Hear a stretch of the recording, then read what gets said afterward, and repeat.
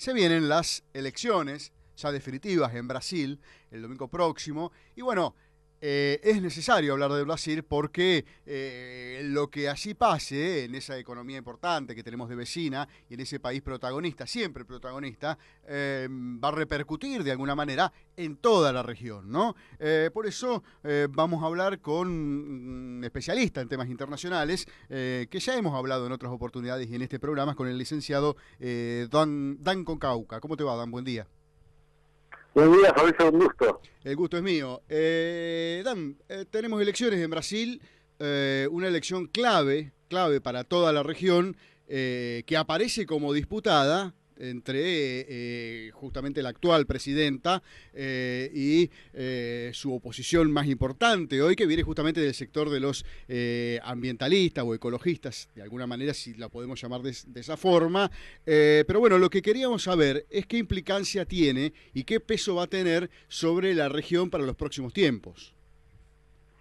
Sí, es muy importante esta elección, sobre todo para Argentina, que Brasil es nuestro principal socio comercial, y ni que hablar para América Latina.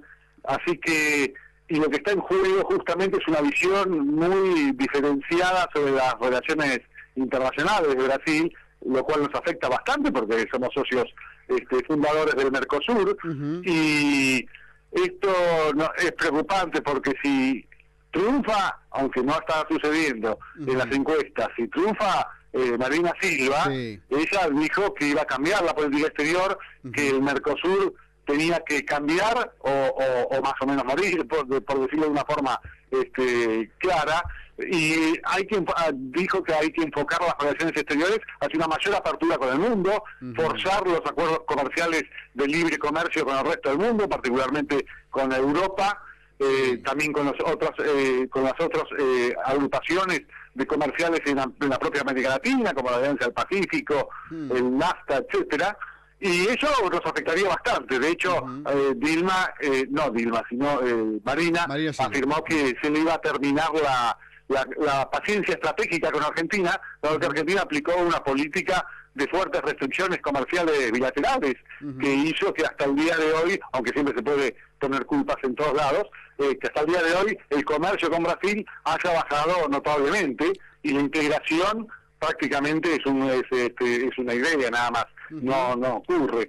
De hecho, no hay convergencia macroeconómica, y por lo tanto eso sería muy muy importante si llegara a ganar Marina Silva, lo cual ocurría en las encuestas hasta hace unos días, donde realmente amenazaba la posibilidad de Dilma Rousseff.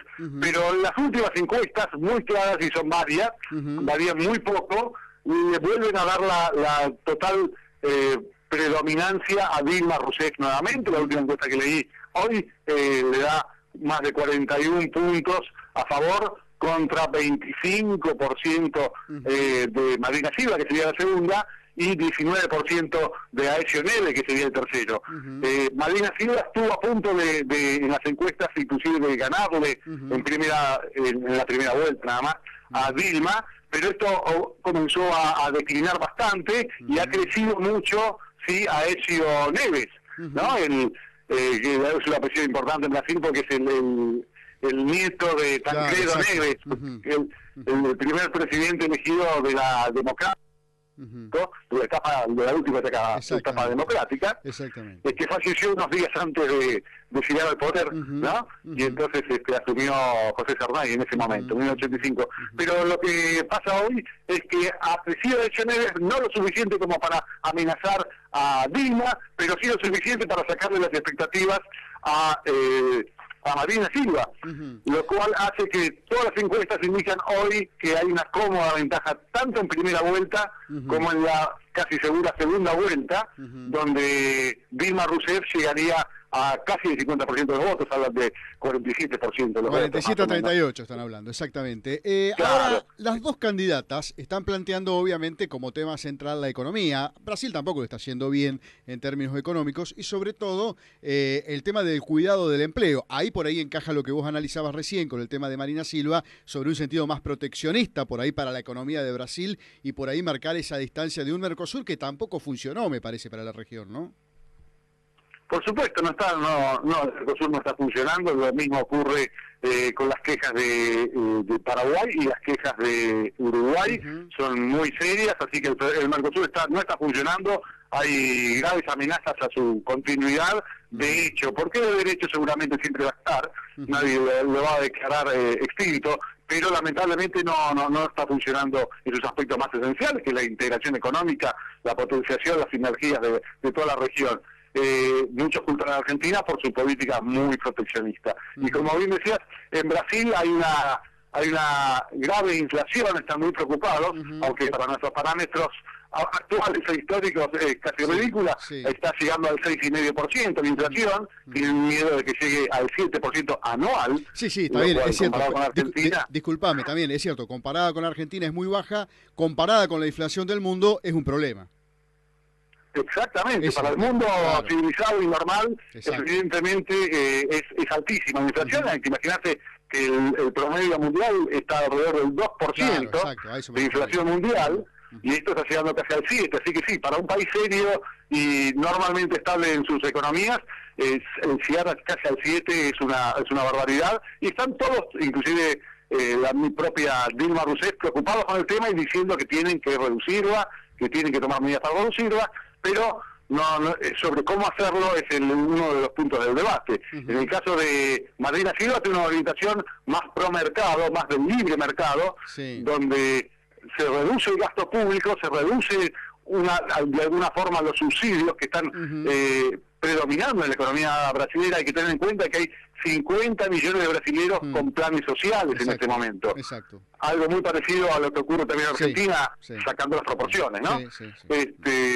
Y Marina Silva dice que la riqueza y el crecimiento tiene que venir más por el libre comercio, más por un Estado sano, que se reduzca en sus funciones, pero que regule, por supuesto, la economía, pero que no haga un gasto ineficiente y que eso produce un empobrecimiento generalizado e inflación, ¿no? Que es casi la misma cara de la moneda. Exactamente. Bueno, Dan, la verdad que queríamos conocer tu opinión sobre las elecciones de Brasil, que son importantísimas, y vamos a seguir hablando de este tema, no solo de las elecciones de Brasil, sino del cronograma electoral que se viene para toda la región. Recordamos a nuestros oyentes, estamos hablando con Dan Cucauca, que es especialista en temas internacionales, pero te cambio un poquitito la mirada, si se quiere, y asocio dos cosas. Por un lado, las amenazas serias, aparentemente, que se analizan con mucha seriedad, que está recibiendo el Papa Francisco en justamente amenazando un poco su seguridad. Y por otro lado, la engancho, lo pongo entre comillas a esto, la engancho con una frase de la presidenta del discurso de hace 2 días atrás, en donde ellas decían, bueno, si me llega a pasar algo, no miren para el oriente, sino que miren para el norte. Digo, no son las mismas cosas, si se quiere, pero me gustaría escuchar alguna reflexión tuya de los dos casos, si es que la tenés formada ya a esta altura.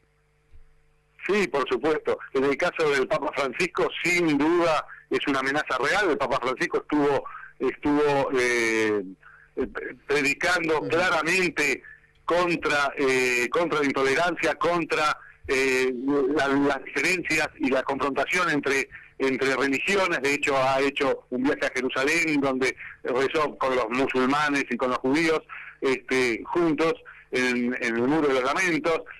También hizo un viaje a Seúl donde también planteó una política de unión entre los no cristianos y los cristianos, y también teniendo en cuenta mucho que estaba en la zona fronteriza con China. Y en general el Papa estuvo, digamos, predicando no solo eso, sino que contra el Estado Islámico. De hecho, a su regreso de Seúl, en el avión, en una conferencia de prensa, había dicho que era lícito defenderse de una agresión injusta, refiriéndose al Estado Islámico. Y así también reclamó que las autoridades religiosas islámicas condenen los abusos y las transgresiones del Estado Islámico. En esa situación es muy claro y está muy motivado que sí, y haciendo aparte la cabeza de la religión católica, sea acusado y de portar falsas verdades, como lo dijeron los del Estado Islámico, y por lo tanto se ha amenazado. Es creíble, hay en Italia inclusive un movimiento de yihadistas que están yendo a la zona y volviendo, y hay amenazas muy creíbles a su seguridad. Por supuesto que hay también las medidas para contrarrestarlas. Totalmente distinto es el caso de Cristina, donde las amenazas no son creíbles que provengan del Estado Islámico, pero existieron, así que hay que investigarlas, y lo último que trascendió periodísticamente es que provenían de una zona del Medio Oriente de otro signo, que está enfrentada con el Estado Islámico, que es nada menos que del Líbano, donde está la base de Hezbollah. Así que es muy preocupante que reciba cualquier tipo de amenaza. Sí. Así que eso hay que investigarlo muy fuerte, pero por supuesto, diría que yo, usando sus propias palabras, es un disparate pensar que va a venir de Estados Unidos o del norte, ¿no? Como lo afirmó, no tiene casi ningún sentido eso. Por supuesto no es la política norteamericana de estos años, y no tiene ningún correlato con la realidad. No, esa amenaza no existe, y las propias amenazas que recibió, lo más probable es que sean preocupantes, pero que sean solamente verbales.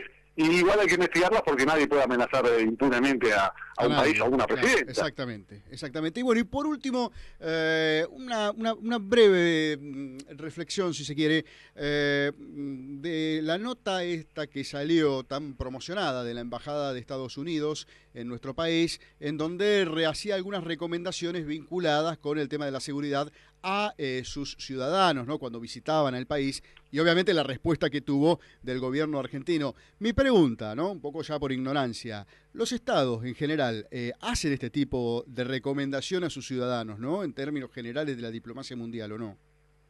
Por supuesto que sí, lo hacen permanentemente, y si uno lee lo que dijo la embajada norteamericana, es lo mismo que le digo a mis hijos cada día que salen de casa. O sea, no fue algo particularmente serio, no fue una advertencia para que dejen de viajar, fue una advertencia para que se cuiden, y hay que recordar que hace unos pocos días, hace un mes más o menos, Estados Unidos hasta prohibió los vuelos a Israel cuando estaba el conflicto con Gaza, advirtiendo que no viajen en esa zona porque es peligroso. Este tipo de advertencias es algo común y corriente, y esta fue una advertencia muy liviana, y es normal que ocurra con cualquier país del mundo.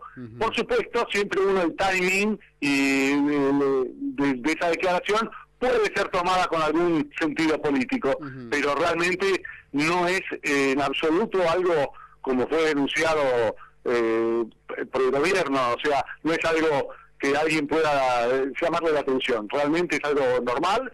Se puede discutir si el timing político es el correcto, pero Estados Unidos no está pensando en el timing político cuando recomienda por seguridad a sus ciudadanos. Perfecto. Bueno, Dan, como siempre, muy agradecidos. Posiblemente la semana que viene, si tenés unos minutitos, te volvemos a llamar para ver y analizar un poquito lo que sucedió finalmente el domingo en Brasil en términos electorales. Como siempre, te repito, muy agradecidos por escucharte y analizar un poquito la situación internacional con estos derivados locales para esclarecer un poco más el panorama, Sí, con todo gusto, y el agradecido soy yo por invitarme a tu prestigioso programa. Gracias, Fabricio. Que tengas un buen día.